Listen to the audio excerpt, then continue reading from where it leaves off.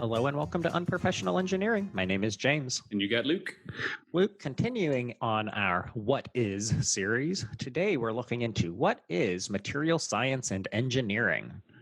Yeah, I kind of wish I would have been one hindsight after doing some of this research. That's really interesting that you say that because every time we do one, chemical, electrical, industrial, I'm like, meh, I think I made the right choice with mechanical. This But we're going to one, get into some details here. It's cool. they do some, and so you know me, I don't watch a lot of videos when I do my research. No, never. Right. I usually go to the library. Dewey Decimal System. I get the Encyclopedia Britannica out. Mm-hmm. And I sit down and I take notes by hand, but this pandemic is messing me up, so I had to watch a couple YouTube videos. I know you find that crazy. I'm shocked. But a couple of these videos, like they have these students, it's all these university videos of students going into, MSE. And they're right. Literally everything that we interact with in the world other than nature it's a material that's been made. The mouse in my hand, the speaker or microphone that I'm talking into, the keyboard, the wood that is in my house is engineered to some degree, the way they machine it or plane it or whatever. I mean, every single thing you interact with was at some point, whether they call themselves a material engineer or scientist or not, like someone had to design that piece of material. That's funny because I tried to look up the history of MS&E and it basically said, well, cavemen used materials. So it started a long time ago. And it's just like, oh, come on. What I'm looking for, don't you? But everything I looked for, it was like, this has been going on since the beginning of mankind. And so it really has, if you think about it. Yeah, the only thing I found was MIT had a lot, and shocking. We'll talk about schools in a minute, but MIT has a really big history in material engineering and science, and talking about the different folks that ran the departments, years and years and years ago, back in the olden days. So. Yeah. So at a super high level, Luke, material science engineers, they investigate how materials perform and why sometimes they don't perform so well, right? That's what it comes down to. But that doesn't do it justice because they're doing this with combining engineering and physics and chemistry. And they're doing it on all sorts of different scales, like nanotech and then biotech and manufacturing and just all over the place. We'll get into companies that usually hire these folks as well. It doesn't matter. It's all of them. But we'll look at some of the bigger ones. You could literally work anywhere, probably. Oh, yeah, for sure. I have a friend who went for ceramics, which was a specialized thing at Alfred University. And at the time, I just thought maybe he was a ceramics engineer. I don't know. But that's kind of like a branch of material sciences. Yes. Yes. So looking into that a little bit more, let's get into the classes that you take. I was looking at the University of Maryland's webpage, and apparently they have a big material science school. So they have material science as just like a general major. They have, and these are all specialties you can do: soft materials and biomaterials, materials for applications, materials for energy like solar panels, things like that, electrical, optical, and functional materials, and nanomaterials. These are all specialties within this one major that you can really look into. I'm guessing more like you pick your 400 level courses, like in mechanical engineering, you could focus on acoustics, let's say. This is probably where you then focus on nanomaterials. Yeah. Yeah. So go ahead. No, you first. All right. Well, I was just going to get into the classes that you would take at a lovely place like Maryland. Do you know the mascot there? Mud ducks. Mud turtles. Mud turtles. Terrapins? Something like that. Tarpons, right? Tarpons, something. Yeah.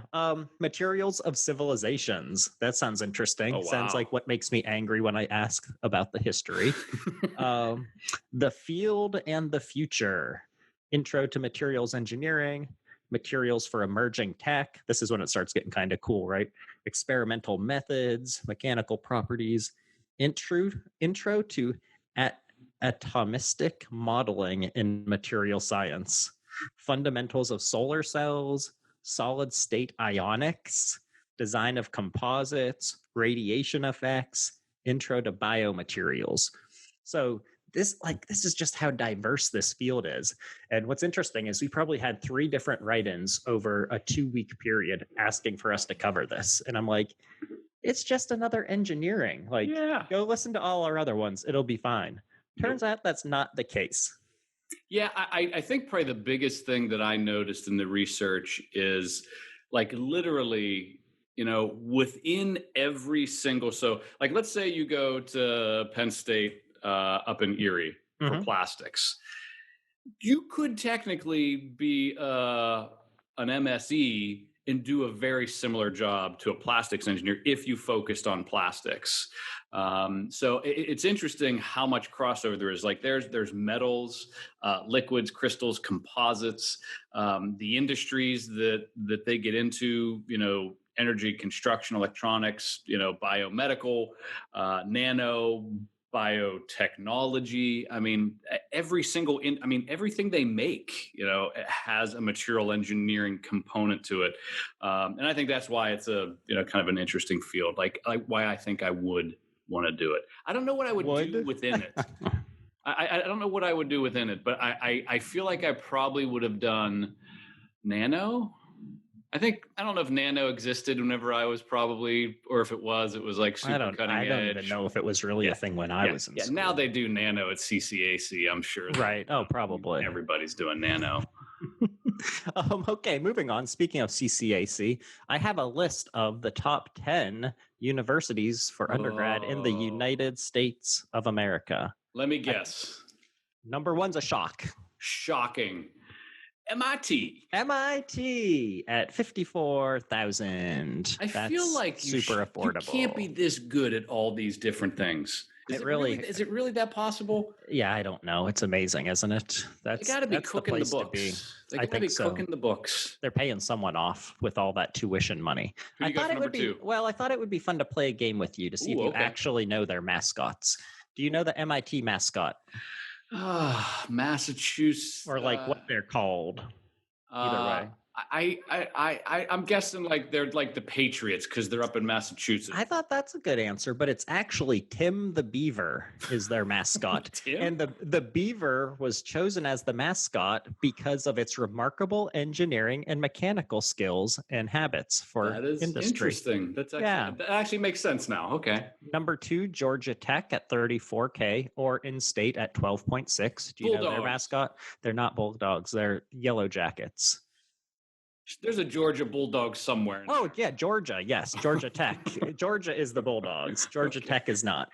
University of Illinois, 33K or 16K if you're in state. Are you talking the Champlain campus? I believe so. Okay. I'm fairly certain that theirs is the it's an iron worker or something. It's a guy with an iron thing. Are you on thinking his of shoulder. Steely McBeam? I am thinking of Steely McBeam from the Steelers. They are the Fighting Illini, which I don't know how that's allowed still. Okay. Cal Berkeley is 43K out of state or just a mere 14K if you're in state. Do you know theirs? The Tree Huggers. That's not a bad guess. That's not a bad one. OSKI. Oski? Oski? Is it a bird? It looks like it's some sort of bear. Okay. It is a bear. Yes. Number 5 is Northwestern at 57K flat. So now you're going to the number 5 school, which is more expensive than MIT, which doesn't make sense to me. So don't go there, I guess. 56, right? Yeah, 56 and change. And then Northwestern is the Wildcats, I believe. Okay. Michigan, 51K or 55.5. You know, Bearcats. Wolverines, Bearcats. Wolverines. Stanford is 54K again. Do you know them? It's a tree. It is a tree. That's good, Luke. It's the Stanford tree. No, because our boy Dave G from Blue Ridge went to Stanford, and I always remember seeing a little tree picture. Went to Stanford. Yeah. He's a smart dude. It's a tree. Cornell came in at 8 at 57K. Do you know Cornell's? No. I actually had to look this one up, so I don't feel bad. So you know some of these? Yeah, all except for Cornell. Okay. In Cal Tech, I don't know. Cornell is a dog. Big Red Bear. Okay. Is the unofficial mascot. I don't know what that means. Um, Caltech at 55K.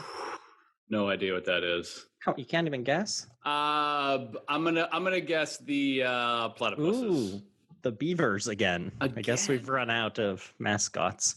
And then CMU comes in at number 10 at I should know 57. You CMUs. should know They're CMU. I can literally hit a golf ball about 50 times and get to them from my house. You could. It's even less Uh, good times for me.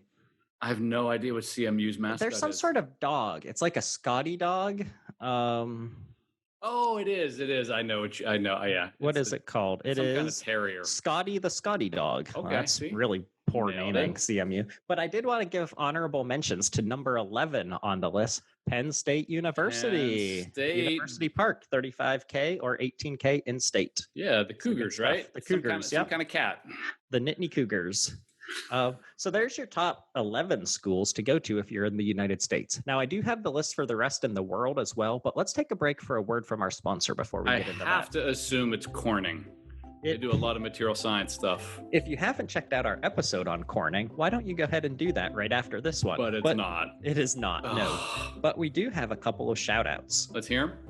Tyler G wrote in, 5th year student at the University of Florida doing biological engineering. So clearly Tyler's doing it right because he's spending 5 years in school instead of Yep. 4. Would like us to do an episode on agricultural, biological, and packaging engineering. Those are 3 separate Okay, I was things. gonna so say that's that 3 was a whole weird. Okay. episodes. Yep. Those are good. I Yeah. like the. Yeah, those are good. I told him, I wrote back and said, which is rare for me, and I said, yeah, like Luke likes these episodes, so I love know them. they'll get done. And then David W is going to LSU for petroleum engineering. So I hope all is well with you in LSU with the hurricanes going on, David. But Penn State was his second choice. But how about this though, Luke? He said that he learned paying out-of-state tuition when you have a great state option or in-state option is dumb, and that's thanks to us. So You're welcome. And when you become a petrol engineer, as I believe it's called, there you go. and you make a lot of money because they make some cash. They do. Just remember us. That's right. Remember the little guys here. So if any of you want a nice shout out, you want to tell us what a great job we're doing, if you want to tell us about your school's mascot, whatever it might be, why don't you email us at unprofessionalengineering@gmail.com. Make sure you subscribe, make sure you like, and make sure that you share these episodes. That's right. Share them all. Okay, so moving on real quick, I'm going to bust out the top in the world. Okay, shoot. Nanyang Technological University in Singapore was actually the number 1 overall. Then there were about 5 or 6 US schools. Then there's Shanghai U in Beijing, Peking U in Beijing, National University of Singapore, which shows up on these lists a lot, Mm-hmm. Ecole Polytechnique Fédérale of Lausanne, Switzerland, Nailed it. Fudan U in Shanghai, University of Science and Technology of China. That one's a lot easier to say. Just do it. Just do it. Just do it. There's a college in Hangzhou, China.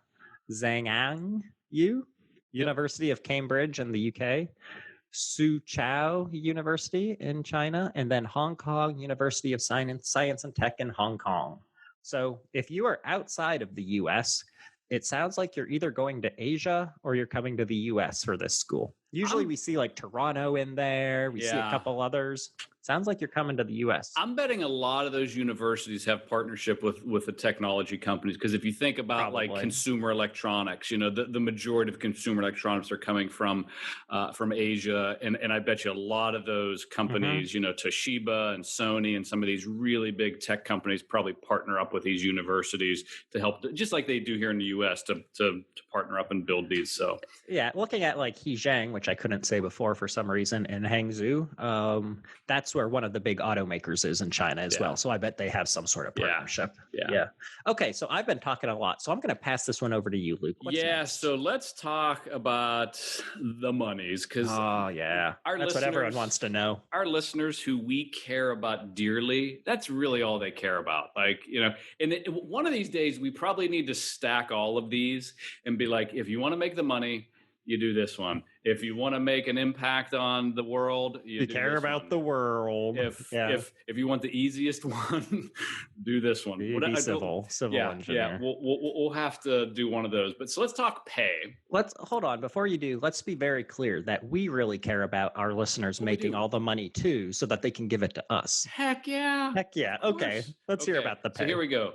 So you're going to do pretty well as material science and engineering. So average starting salary. So this is coming out of probably one of these, middle of the road, universities. This isn't going to be MIT. If you're coming out of MIT, you're probably going to get a little bit more, but You this is just tell them average. what they're going to pay you. Exactly. But you're going to make somewhere in the neighborhood of $64,722. In that neighborhood, huh? In that neighborhood, the crazy thing is, I'm trying to think back to how much I made whenever I came out of school. I think it was It was 1070. less than It was that. 1075 an hour or something like that. It was terrible. Now, granted, it was over 20 years 70, ago. 80 years ago. Yeah. Oh my goodness gracious, am I old? So You so are. so starting pay is actually pretty good. Then once you kind of get into this, excuse me, the sweet spot of your career. So this is anywhere between 5 to like that 15-year mark if you stay in the industry. The median pay is 94,500 across anybody that has material science and engineering kind of in their job description.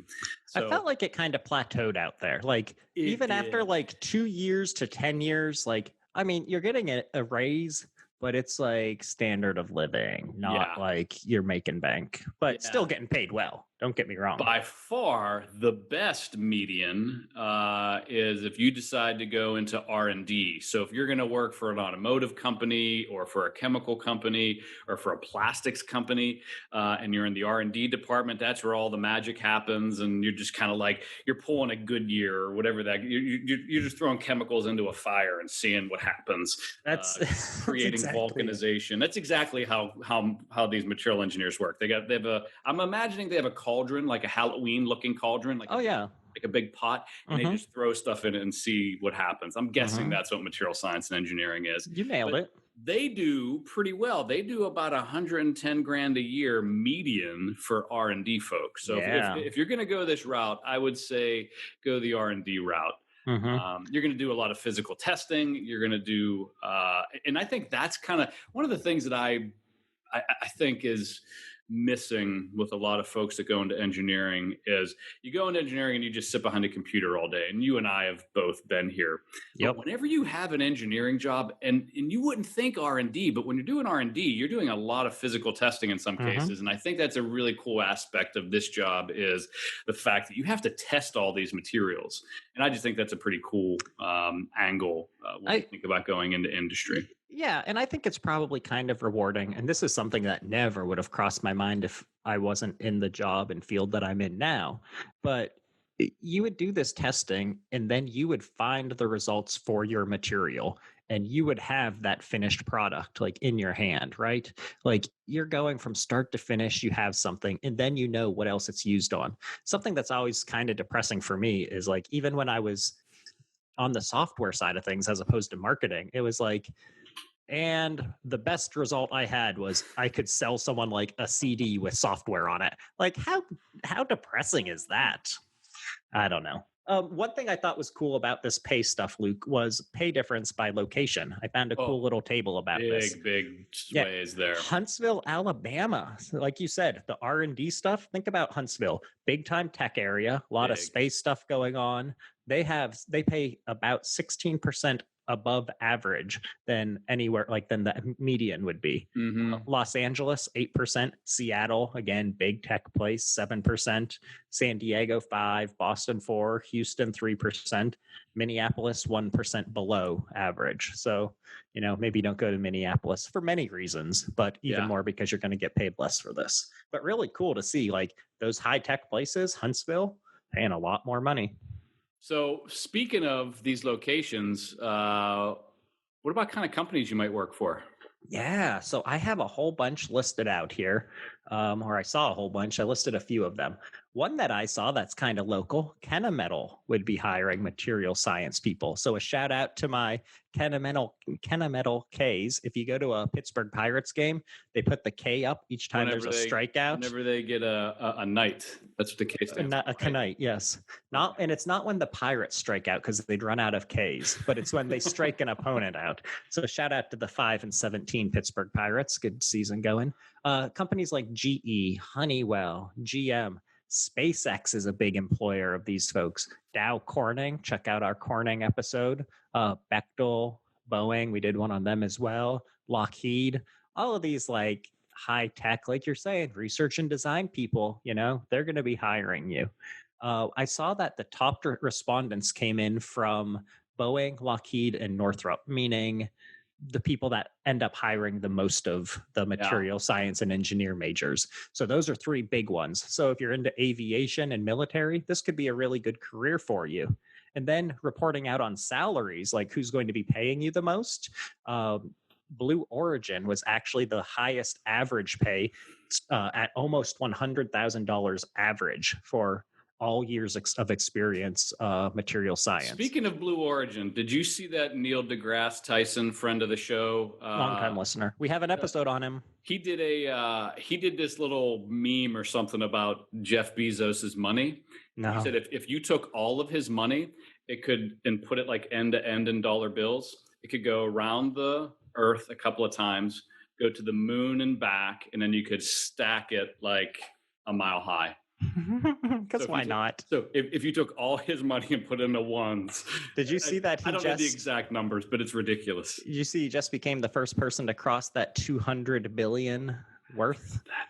It was a race between the two of us and him, and he just beat us out. So I guess maybe that's why Neil deGrasse was talking about. But that makes sense. A lot of money. Yeah. So last things about these companies. Also, Northrop and Medtronics were pretty good earners, averaging around 84 and 81 respectively.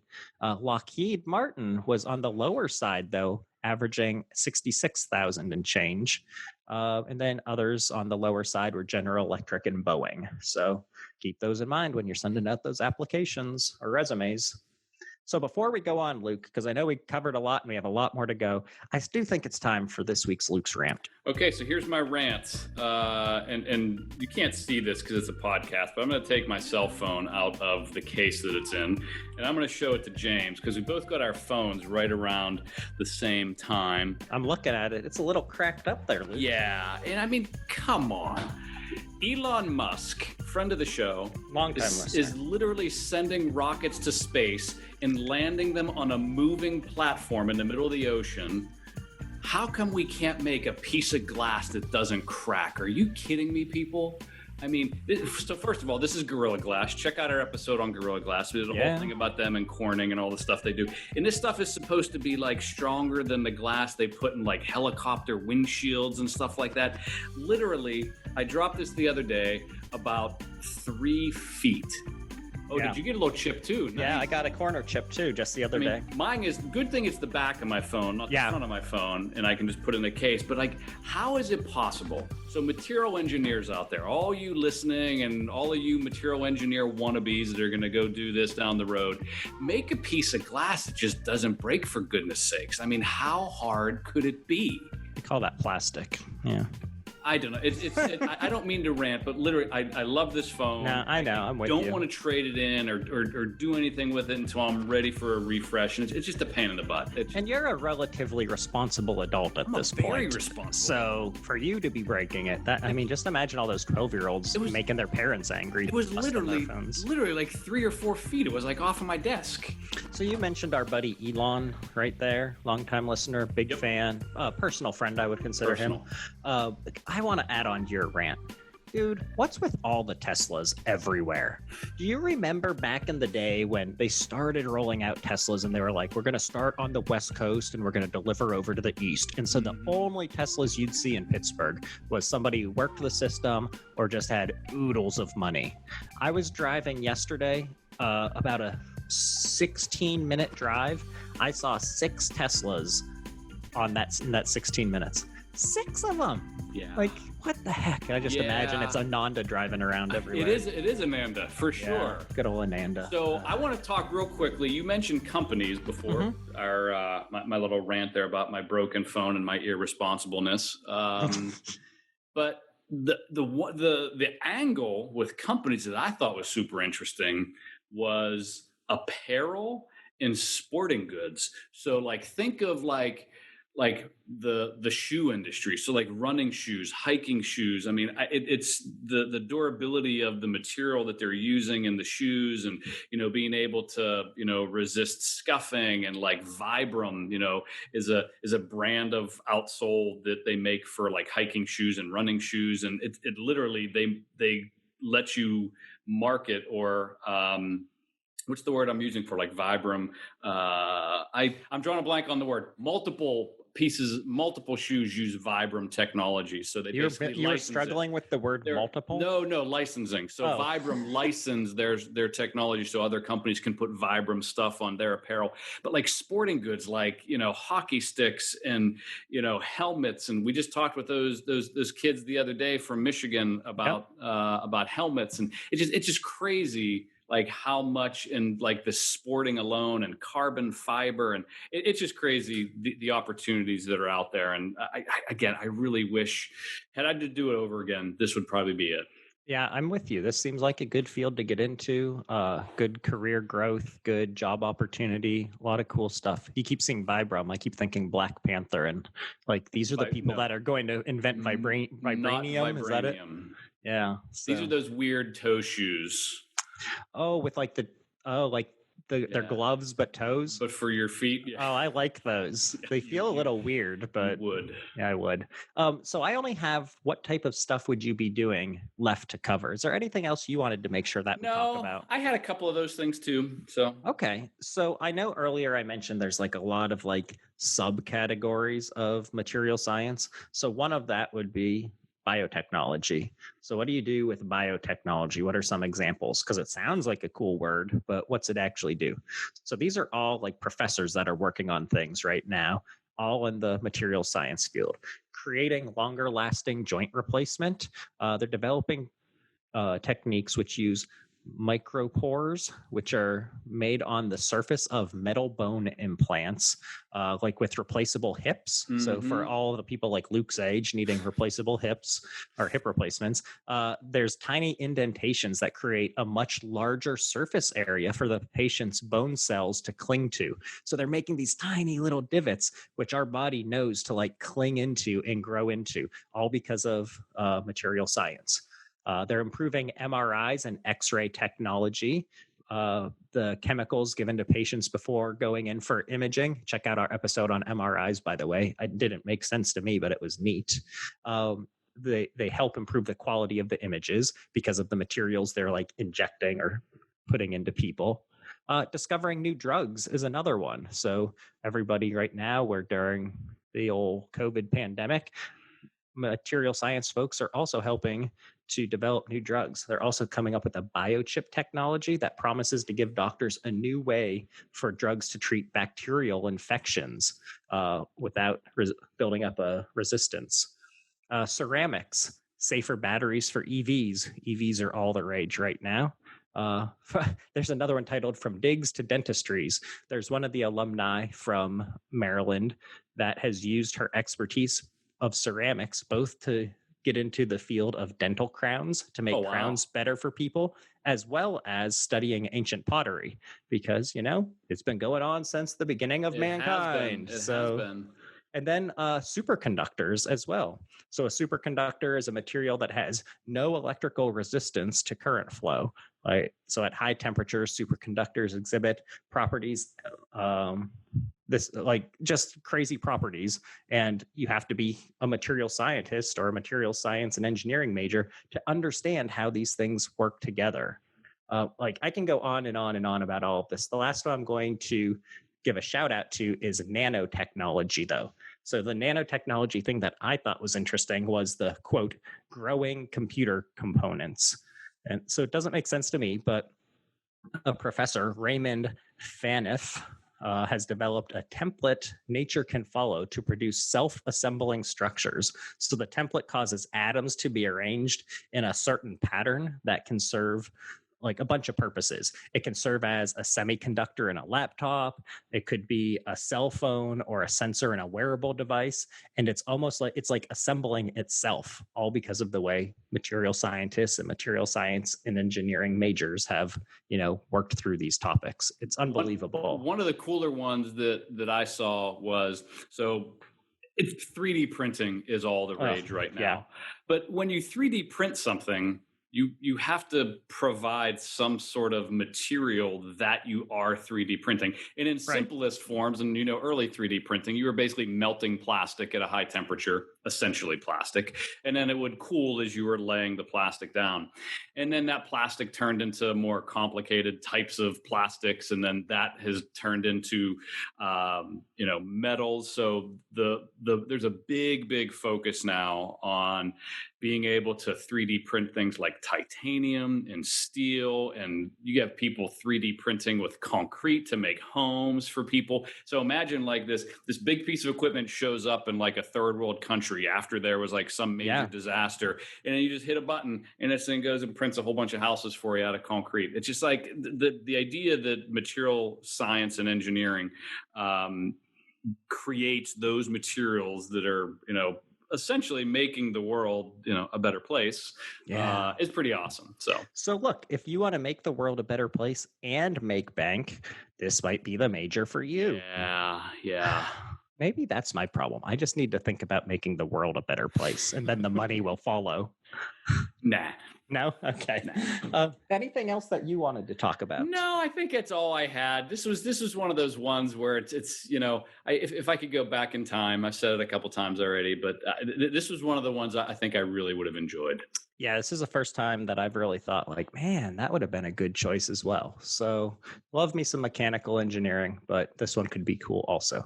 If any of you have a topic that you'd like us to cover, another major in the engineering area that you think would be cool for an episode, just want to say hi, want to request some of our stickers, whatever the case may be, go ahead and email us at unprofessionalengineering@gmail.com. And until next time. See it.